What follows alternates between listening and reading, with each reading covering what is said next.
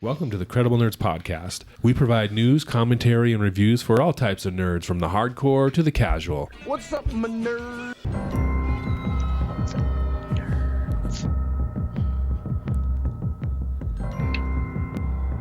Welcome to the Credible Nerds Podcast. My name is Justin. I'm here with my fellow co-host, my longtime host and friend, Mark.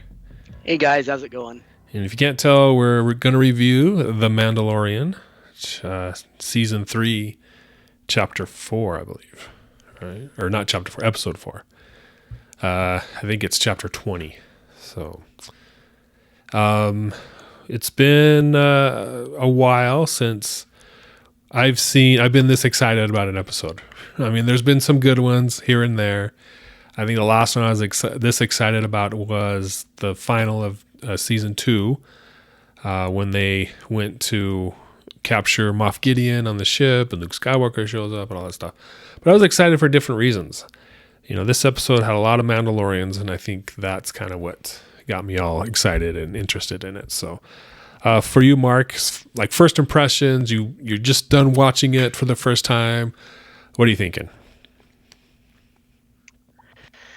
Ooh, I mean, the first thing that came to mind was like, what the heck? Why is this over already? Yeah. Right? True. Like, yeah. It was so fast, but it was so good.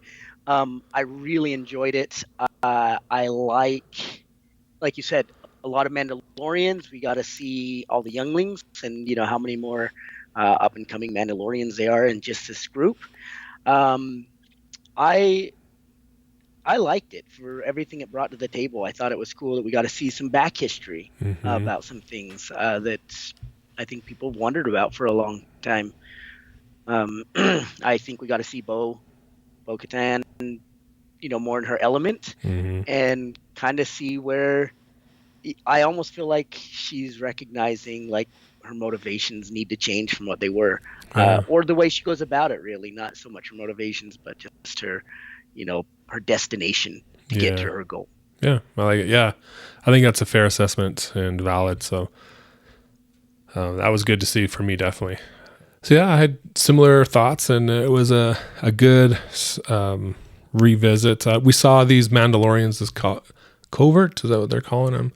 This group in the first episode of this season, and it was good to revisit them because I wanted to learn more about them. So they show up in the last episode. They talk to the armorer, and she's like, "Hey, you guys are part of the clan now. You bathed in the waters of Mandalore, so you're part of the group now." And we had talked a little bit about it as well, as like, how is this going to affect the dynamics of the group, right? With Bo-Katan, a former ruler of Mandalore, coming back, showing up just out of the blue, threatening the hierarchy that exists there. And we were talking about maybe this big guy, Paz Vizsla, would take that as a threat. And we were like, oh, they're going to fight, and we're going to see, you know, who gains control of the Darksaber, and they're going to be the rulers. And we had this whole thing kind of mapped out, but it didn't go that way. Yeah. So I think it's a little interesting dynamic here, right? Like you said, Bo-Katan used to be the ruler. You got, you know, Paz Vizsla, and then you have the armor, and you have the Mandalorian who carries the black saber. It's well known he defeated Paz Vizsla in combat, right? Yeah. So where's the hierarchy? I feel like it goes the armor, and then those three are next. People are going to defer to those three. I think what's going to be crazy is if we see the armor get killed. Then I think you're going to see the real power struggle. I don't think it'll go that way. I actually think the armor might throw her weight behind Bo, simply because the Mandalorian does. Okay. So to like avoid a conflict, she goes with the flow, or goes with the safe choice, the best choice, maybe? I think there's something about that vision talk when they spoke, and she said, you know, she saw what is it? The Mythosaur. Mythosaur. Okay, yeah, that's what I was going to say. So she saw the Mythosaur, and I think the armor knows a little bit more than she's letting on, right? Because she talked about it like it was a vision at first, and then she's like, "Oh, that's nice." Like, yeah, this is the way. And I think she knows something about that, and I think that'll be revealed in the next episode or two, and we'll see the ramifications of that. So I think I don't know. I'm interested to see, but I mean, I I'm really good at these type of predictions, you know that. So You get one right every once in a while. I'm just kidding. So we'll see. It'll be Yeah. interesting to see where we go from here. Okay. So you're saying they're playing nice for now, but there's still a potential for some conflict and some, changing of the guard as far as leadership goes. Yeah, Okay. exactly. And Bo's star is only rising with Hmm. this episode, right? She successfully led the group to defeat, I don't know the names of all these crazy flying The dinosaur flying dragon. creatures. I don't. Yeah, Yeah, I don't the know what it's flying called either. dragon. So, but she let, and then she brought back three of its three babies and stuff. So she gained a Yeah. lot of honor in their eyes, so Yeah. that's in play. Yeah. Yeah. I agree. Yeah. So this episode starts off. They're all training on the beach there. I thought that was a pretty cool montage or segment, I guess, where they're just they're wrestling, they're shooting at each other with the fire blasts and shooting. I mean, it's a typical day at the lake, right? Shooting guns and wrestling, drinking beer. No big deal. It's an average day, right? It's what we do at the lake sometimes. So I thought it was cool to start off like that. We see a little bit of Grogu sitting there playing with these rock crabs. And then Mando comes and grabs him and is like, "Okay, you're gonna fight. You're gonna challenge this guy, this other foundling." And so we're all like, "Oh, how's this gonna work out?" Because Grogu's super small and this is an average sized kid, and they use the darts. They kind of do like an old school, you take a shot, I take a shot, or draw type thing, and Grogu's able to pull it out for the win and mark the kid 3 times. What did you think about this challenge as far as in theory? Like, is it a good way for them to train? And also, how does it kind of show Grogu's skill? Would you have any thoughts on that? I I like it because it's kind of a one-on-one combat thing. I didn't quite understand it because each time the boy hit Grogu, he just shot once and then it stopped, Yeah, yeah, right? And then all of a sudden Grogu shoots him 3 times. It's like, oh, that's cool. yeah. You know, You win. not, no worries. So that part was weird. I didn't understand that. I thought it was cool. We got to see a little Jedi ability there. Hmm. I don't really. I have a hard time wrapping my head around where Grogu's place is now. Right? I mean, he left the Jedi. Right? He came with the Mandalorian. Is he really going to grow up to be a Mandalorian? He'll be a 900-year-old Mandalorian. Yeah. I don't think that's it either. I think he's learning some stuff here. Um, I think he is connected with the Mandalorian and he's going to follow him. But I don't think that's his storyline Mm, in the end. I think we're okay. going to see, if not this season, the next season he'll do something else. I think. I don't know. That's my thoughts. I don't know. I have a hard time buying into him training with the Mandalorians. Hmm. Yeah, it does seem odd. First of all, the size difference. Obviously, he's able to find ways to, you know, combat that literally, like jumping over them. But a full-fledged Mandalorian is not going to fall for that jumping over him twice trick, right? But it's his first time, so we'll give him a pass. But he did train with Luke for 2 years. So did they get into the lightsaber training yet, or was it just training with the Force? And we don't know. I think they were about to. That was the next step when Luke last season, laid the lightsaber in front of him and like, hey, are you going to choose the lightsaber, or are you going to choose going back to the Mandalorian? So maybe he didn't get into that part of the training yet because he left. But I agree as far as I don't see him with Mandalorians long term. Like any kid, he's going to grow up and want to be his own person at some point. Problem is, by that time he'll be 300 years old, or he'll be a couple hundred years old at least, and Mandalorian Din Djarin will be dead because he lives normal lifespan. He's already like 50 or 60. So, like you, is this just another step in his progress? And I think it is. Hmm. So we'll see. Yeah, yeah, it'll be interesting. You think we'll see Grogu start talking soon? because that kind of was brought up, right? When Yeah. they're like, oh, he's too young to speak. That's why he's not wearing the helmet. Hmm. But he's old enough to shoot paintballs at each other. Yeah. Yeah, I think they've been kind of hinting at it for a couple episodes now. And this one scene where they're like, "This is the way," and he kind of mumbled. "Rah, rah, rah." So I think it's gonna happen at some point, right, in this season. So whether or not it's just he just is baby talk, or he starts to actually form sentences and have conversations, like if it's quick. Because did he talk before, prior, like at the Jedi Temple? Was he able to communicate there, and he just, with the trauma, he shut down and isn't talking anymore? Or is these really his first words that we're going to see this season? I think that's a good question that I hope we get answered at some point soon. But yeah, I think it'll happen soon. So like you mentioned, this dragon comes, steals the youngling. He's off kicking rocks because he got beat by a 1 foot tall Jedi, I guess, Mandalorian foundling. And so the dragon comes, grabs him, takes him back to the nest. They try to chase him down, but they can't. But Bo-Katan uses her ship to be able to track them and finds out where the lair is and comes back. And then they plan a rescue mission. So pretty basic storyline. They go and rescue him, obviously, and they have some struggles along the way and come back victorious. Pretty basic, but there's a lot of action, a lot more action than the last episode, as far as like start to finish. So I did appreciate that. I liked seeing the Mandalorians working together. This guy Paz Vizsla, who has been a contrarian to Din in the past, and I think we were starting to see a little bit of it. But with his son, it's revealed that the foundling that was taken was his son, and I think it's his son and the armorer's son, but that part hasn't been revealed, so I don't know.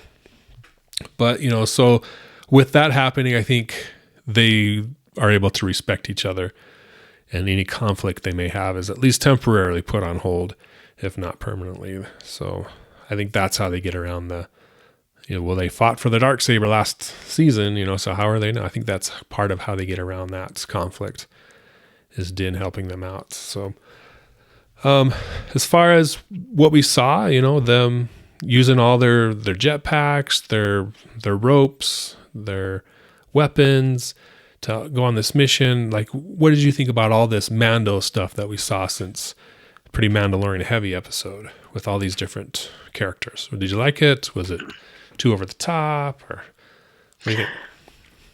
No, I thought it was awesome. We've only seen a few episodes and we see them all work together, right? I think we saw that one with Bo-Katan and the Mandalorian when they were on the ship, right? And then they all like break out or whatever. Mm-hmm. We saw one early on when they help Mandalorian at the beginning, right? Help him escape. When they're in the sewers and stuff like that. And then this one. So I think it's pretty cool to see them work together, especially against something that's obviously too much for one or two or three of them, right? So that was neat. I did like that. I kind of want to see some context. That's what I'm looking for next. Yes, it's cool. We can see them work together. They can do good things when they're together.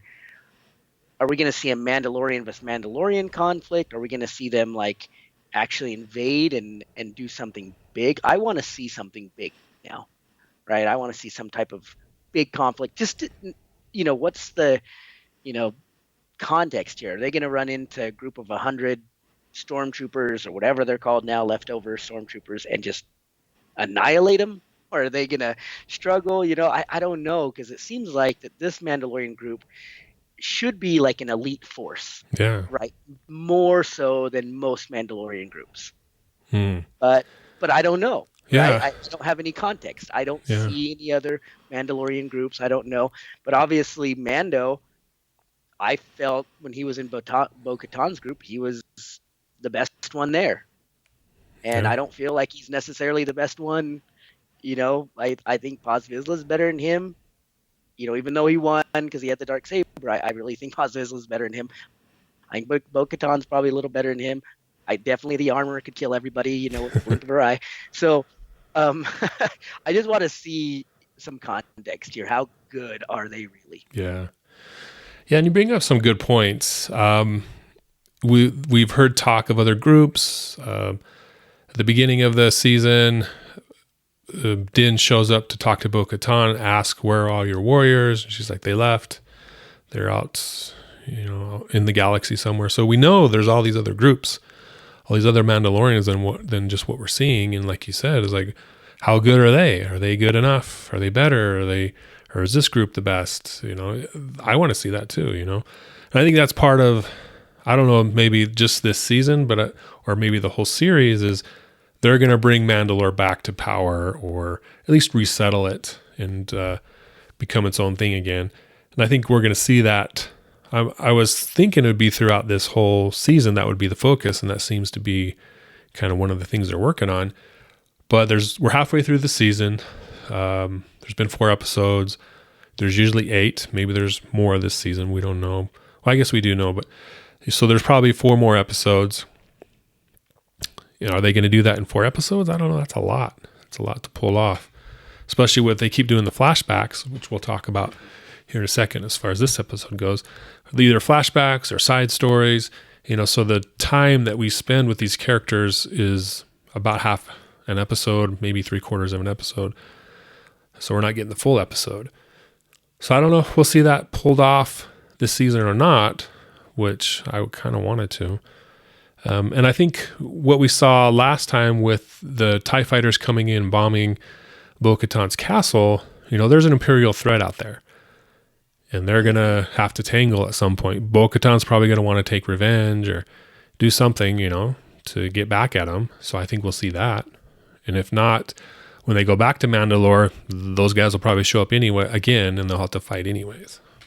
So kind of what I'm thinking. Yeah. No, I agree. For them to know that they need to go there and bomb him. But were those TIE fighters Imperial threat, or were those the TIE fighters from the people that were chasing Mandalorian? No, they were Imperial TIE fighters, because the people that were chasing Mandalorian previously were just pirates, and they had just weird, different ships, I guess. Yeah, so I can see kind of a weird. I have no idea the context of this plot or anything, but I could see whatever that weird scientist side story is. That lady that set him up. Mm-hmm. I could see something, her getting whatever she needs and leaving and going with them, and then the Mandalorian's like, "Oh, we have to stop her for whatever reason." Like, I don't know, she stole the golden ticket, or the Holy Grail or whatever. Yeah. So and then we'll see some kind of conflict there. So I could see that going on. I have no idea how they'll wrap that in, though. Yeah, well, I think there's the Moff Gideon link. I didn't catch this when I watched it last episode or 2 episodes ago, but there was rumors that Moff Gideon escaped, and so this former lieutenant of Moff Gideon was kind of working behind the scenes to gather evidence or get rid of evidence, so that he can, escape and not have any trail back to him. So I think Gideon's going to be back at some point, either this season or next, because he was, he's the main thread of the show, at the end of the day, at least at this point. So I think he'll show up again. If they're dropping rumors in the episode saying he's escaped, and that's probably either he has or he's going to. I mean, that's a pretty good clue there, in my opinion. So we'll see Moff Gideon again. That's what you're thinking. Mm-hmm. Are we going to see any other big players? Are we going to see Ahsoka? Are we going to see Luke? Are we going to see Admiral Thrawn? Mm-hmm. Yeah, I think it's possible to see any of those or more. Ezra, I guess Ezra. Yeah, I think my thoughts is they're saving the Ahsoka, Thrawn, Ezra stuff for the Ahsoka show. Maybe they'll talk about it here, but I think we'll see it for that show. Maybe Ahsoka shows up again. I would imagine her showing up more than Luke, unfortunately. But I don't know why they would show up. Because before it was always to rescue. Like when Luke showed up, it was to rescue them because they were trapped or whatever. So, I don't know. Yeah, I mean, that's a good point, I guess, about the Ahsoka show. I just wonder, are they going to do something here big? Are we going to see um, some good crossover? Hmm. Because we've seen some crossover in the different, series. Are we Yeah. going to start seeing more and more of that going forward? And then Ahsoka, we're going to start bringing them all together, right? Mm. I don't Yeah. know, but it kind of seems like they're mixing and mingling as much as they can. Yeah. That's a good point. And why wouldn't they, right? It's the Star Wars universe. They're all big players. They're all kind of in the same area, I guess, story area. And maybe they bring in Ahsoka and all that to prime the Ahsoka show that's coming out. I think later this year or early next year. So maybe Mm-hmm. they're garner excitement like they did with previous seasons. And I've heard rumors Boba Fett's going to show up again. I mean, why not? He's part of the Mandalorian culture in some way. So Yeah. I think he'll show up too, which would be cool. But yeah, Mm-hmm. why not have Now, crossover? I Yeah. think, yeah, a lot of it's set up for it. I think it'd be cool. I think the big question is, will any of them kiss and then be brother and sister? That, you know, Yeah. is important. I think Din and Bo will kiss and realize they're aunt and nephew or something. Yeah. No, I think it'll be cool. When we got to see Mandalorian and Boba Fett fight together, that was awesome. Yeah. I really like that. When Luke shows up, and helps Mandalorian, that was awesome. Watching Bo-Katan interact, watching Ahsoka interact, like there's some really cool groupings here, and Right. I'd like to see a fun. Are we going to see that? Right, we're going to see Admiral Thrawn and Moff Gideon and all these remaining bad guys, the Hutts and whatever it else Yeah. there is. Yeah. Group up, and then we're going to see the opposite. We're going to see Ezra, we're going to see Ahsoka, all that stuff, and we're going to see a big old battle. Yeah. That would be neat. Yeah, I can see that happening towards the end of the series, right? Seasons 5 or 6 or whatever they go to. That would definitely be something to work towards, to bring all these characters together, and because they all live in the same space, right? Why not? Yeah. Yep. So yeah, cool stuff. As far as they rescue the foundling, they work together, rescue him. He's the funniest part was when the dragon shows up and he kind of throws up the youngling as food to the baby dragons. I thought that was pretty cool. Because I was like, oh, where is he? He's dead. That's what I thought. I was like, oh, and then he threw him up. I'm like, oh, he must be dead. When he just Yeah. hung out there for a couple of days or something Yeah. like that. Yeah. But he was good. He was kicking and good to go. Yeah. That was funny. So they're able to get him, bring him back. Like you said, they bring back the 3 baby dragons, monsters, whatever they are. But my thing is, like, do they consider those guys foundlings? Because that's what she called them. Like, we brought you some more foundlings. Here they are. And it's like, well, what are you going to do with those? I guess you could train them and ride them, but that's like 5-6 years out. I don't know. Yeah. Well, then how do you transport them? They don't have any big transport. So, like, once they grow up, it's like, all right, well, we're going to go to war. Good luck, guys. We'll be back or not. Yeah.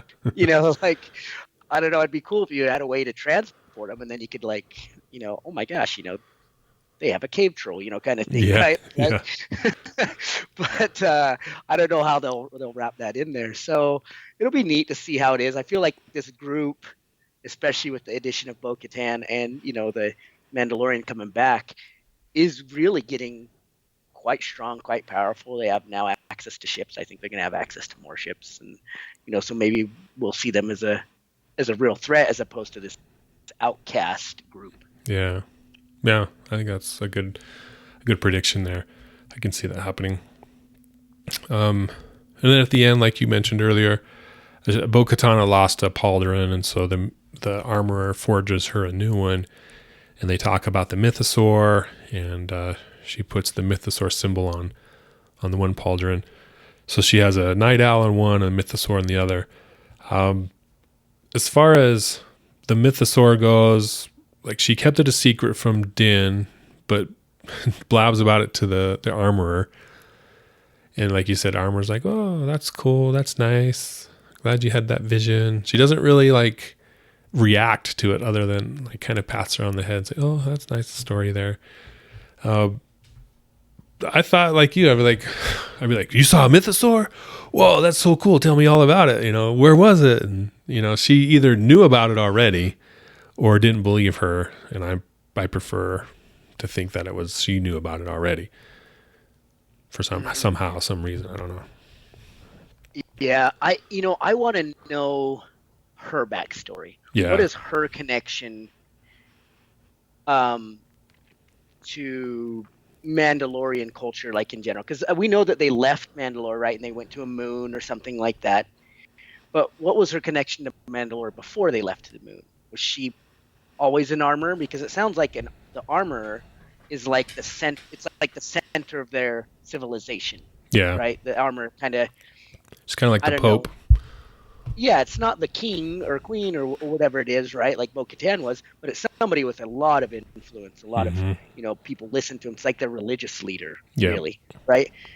Was she that before? Do her and Bo-Katan know each other from the prior, from whatever? And if not, I don't know. I just feel like she had to have been someone that knew, like she knew Bo's parents, kind of thing. Mm-hmm. And I just don't know. I wish they'd go a little bit more into her. I know there's already like 10 million side stories, so yeah, that'd be a tough one to flesh out, like especially this late in the season. But I feel like she's got a huge part to play. And then once she plays it, whether she dies or just goes in the background, who knows, but she'll play it, but it'll be a big part. Yeah, I can see that happening. Yeah, there are theories out there that she is... They call them Mandalorians, like after Darth Maul when he took over rulership of Mandalore during the Clone Wars, towards the end of the Clone Wars.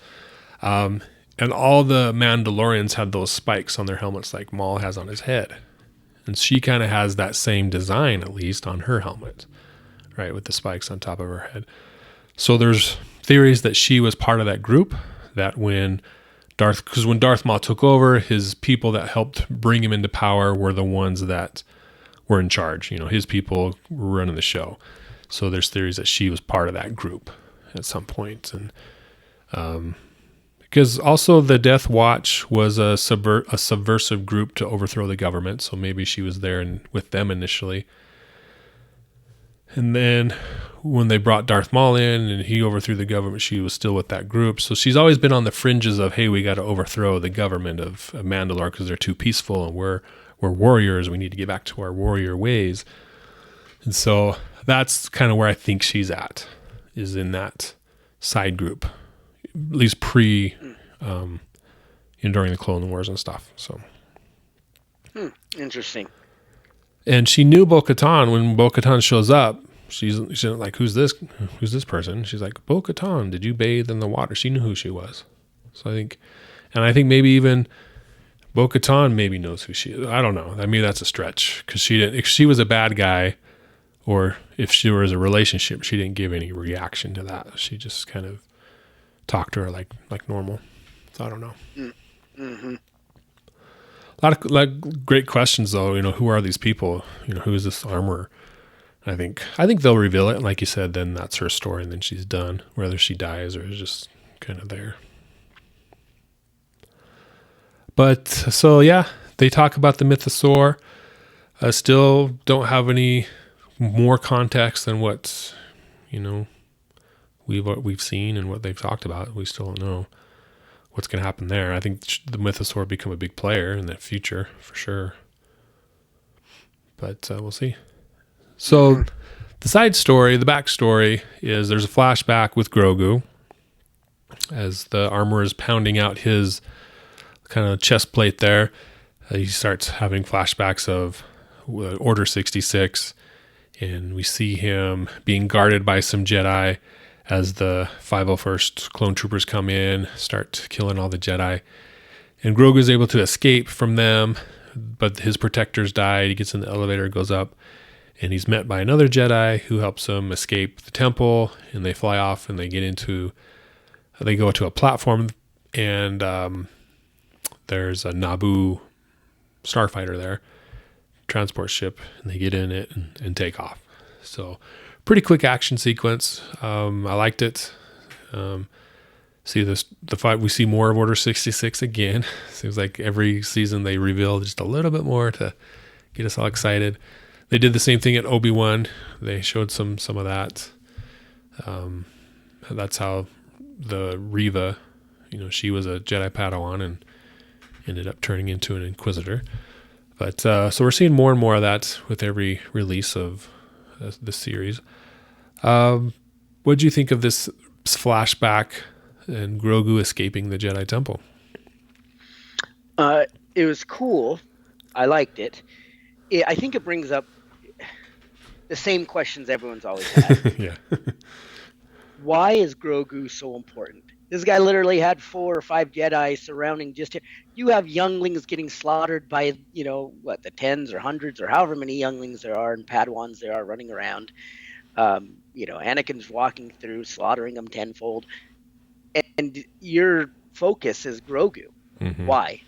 What was, it can't just be because he's, Yoda species. Like, that's cool that you're a Yoda species and all, but there's more younglings than just you, Mm-hmm. And so what's so important about him is, again, does he contain the magic, the golden ticket? Is he, is he going to save the world? Like, I don't understand.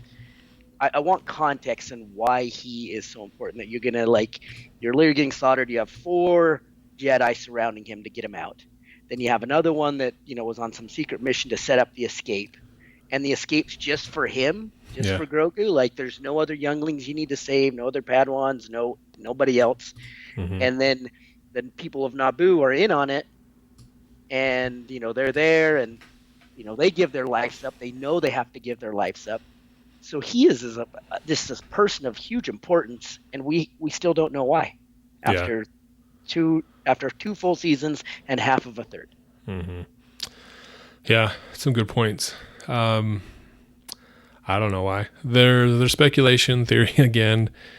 So Anakin and Grogu are the same age, possibly born at the same year. And so he was, the midichlorians created life. Theory is midichlorians created life to be able to combat the dark side. That's how he became the chosen one. Is Grogu part of that process? Is he the backup, or is he just another creation? Or is he a descendant of Yoda's son? We don't know. But I think there is going to be some importance, or else why would they base the show partly around him? Right. So it is a big question. I think at some point they're going to have to reveal it soon. And they did that with this episode because the big question is, well, how did he survive Order 66? That's been the talk since it was revealed that he was on Coruscant at the temple during Order 66. So they finally answered it. And so I think they'll get to it, but it might be next season, which is, I don't like that. I want to know, because they want to hold stuff back so it keeps people interested, but at the same time, you got to reveal stuff so then people are satisfied and will keep watching and find out, well, so we finally learned that he was helped. Where did he go? That's the question now. Where did he go? Did he go to Naboo? Why did the Naboo help him? Was it Padme? Was it Jar Jar? Because that's a senator ship, and those are the 2 senators of Naboo. Or was it someone else? And why did they help him? Did he live on Naboo? So that's, the next question. So they don't lack for information that they can reveal slowly. Boom, boom. They could reveal 2 or 3 nuggets each season and still satisfy the fans, but still hold back a lot. So. Mm-hmm. Well, and it doesn't seem that a lot of people knew about him.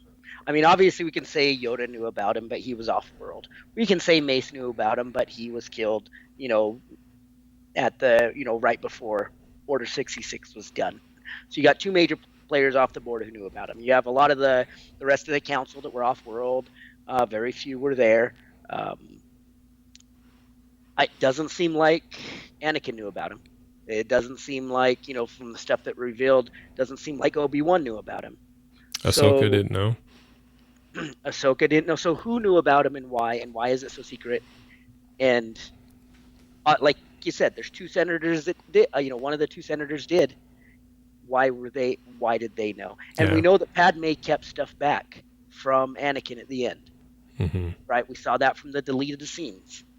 And Mm-hmm. so, what else did she know? Was she privy? Did Jar Jar know? Because he seems to have been, you know, he was key into kind of, pushing some of the events forward because he was being manipulated. But he's an easy manipulated person. It Mm-hmm. feels like there could have been a plan to use him on the back end. Yeah. Yeah. That's a good point. Yeah. How did Padme know? And if so, I think that would be a great, oh yeah, 20 years later, this is why Anakin was so paranoid about stuff, because he was towards the end. He was like, Obi-Wan was here. Why?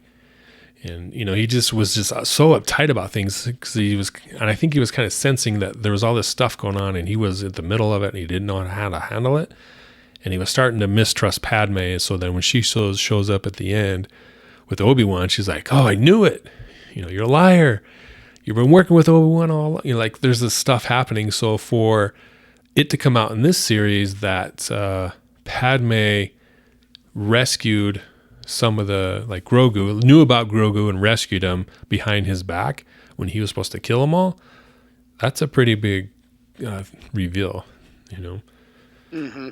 So I hope it's something like that, something really complex that makes you think back to the movies and kind of have to rearrange the whole order and all the stuff we've been thinking about the past 20 years from these movies and be like, oh yeah, and that it fits in. It's not just like forced in, right? Mm-hmm. So, but yeah, there's speculation that the ship that rescued Grogu is Jar Jar Binks' ship. From the Clone Wars, we did see him fly a similar ship, the same design, when he was a senator to go on some missions. And so, it could be, but like really, it's a Naboo ship.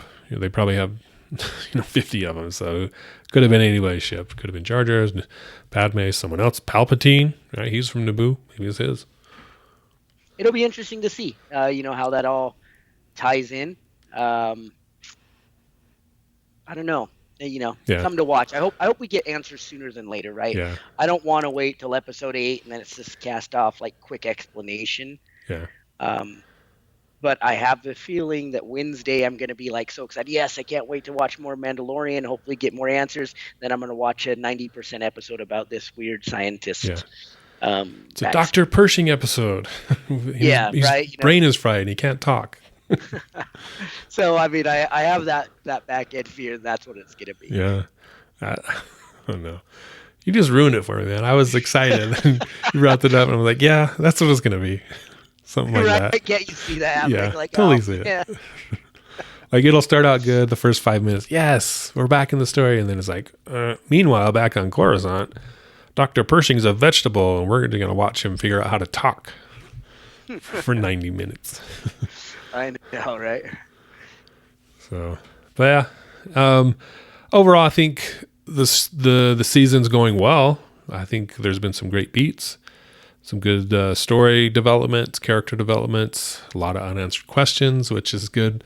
Pretty typical for Star Wars, right? Like with the sequel trilogy, who's Snoke? Who's who's Rey's parents? Yeah. Hopefully they learn their lesson and they don't kill off Snoke the next episode, right? Like they did with the sequels. Oh my gosh, those are such good reveals. I don't know what you're talking about. Yeah, but yeah, I think it's going in a good direction. There's a lot of complaints that I'm part of a lot of fan groups, which can be good and can be frustrating at the same time. Where an episode airs and people complain, "Oh, this episode was so dumb," or "the writing's terrible," or blah blah blah, and it's like, oh, it's just frustrating. But I think, from my opinion, overall, it's been good. There's been moments.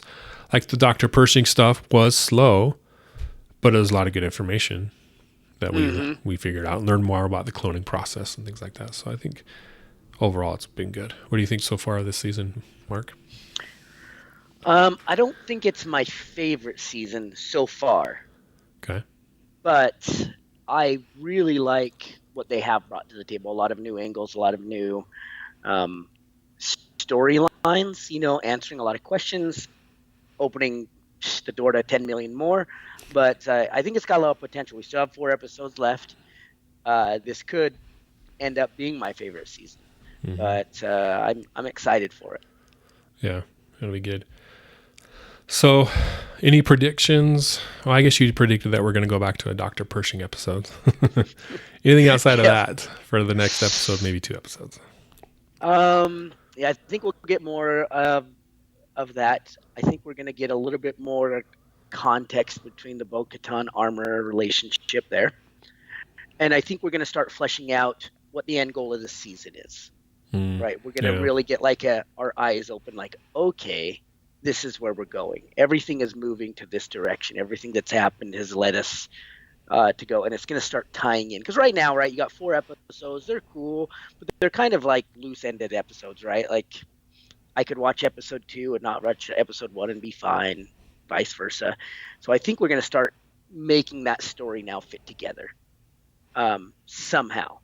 However that's going to be, right? We're going to see the Pershing thing kind of coalesce into what it's going to be, and it's going to somehow tie into the greater story of the Mandalorians. That's what I see. Yeah. I mean, it better. They spent half an hour on it, and wasn't that exciting. Interesting, but not exciting. So it better be a payoff for sure in an episode or 2. I think we'll see, along with all that, I like what you said. So along with all that, I think we'll see the threat revealed. Where do those TIE fighters come from? Why did what's her name on Coruscant do that to Dr. Pershing? You know, what's her agenda? Obviously, she has something nefarious that she's doing. So I think we'll see more of that, if not all of it. This is my prediction. So, but yeah, good episode. It's fun to watch. Short, like you said, but it was fun. And I'm glad we were able to talk about it. So thanks everyone for joining us here on the Credible Nerds podcast. Please like this video if you did.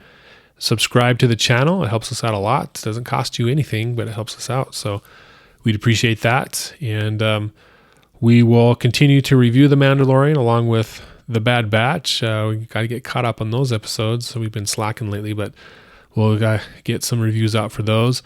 And so thanks for joining us here on this podcast, and we'll catch you next time. See you guys.